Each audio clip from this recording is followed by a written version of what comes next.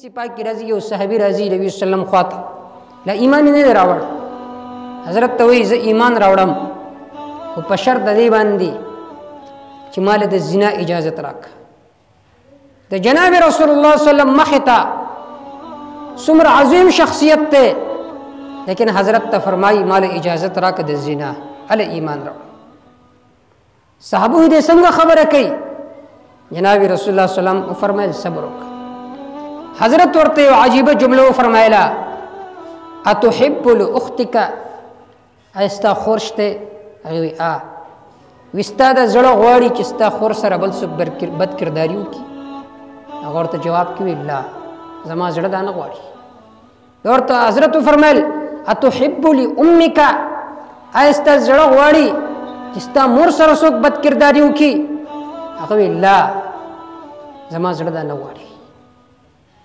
نبی صلی الله علیه وسلم دا په سینه باندې لاس راکاږو هغه فرمایل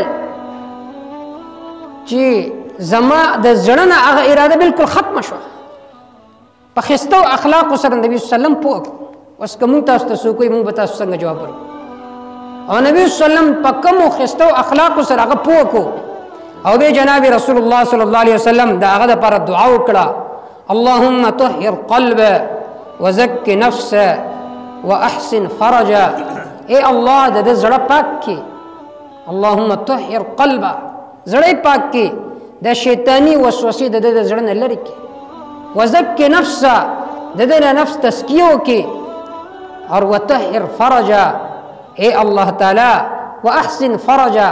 د شرمګاه حفاظت کی خسته کی هغه صحابي فرمایي چې د دې دعا نه بعد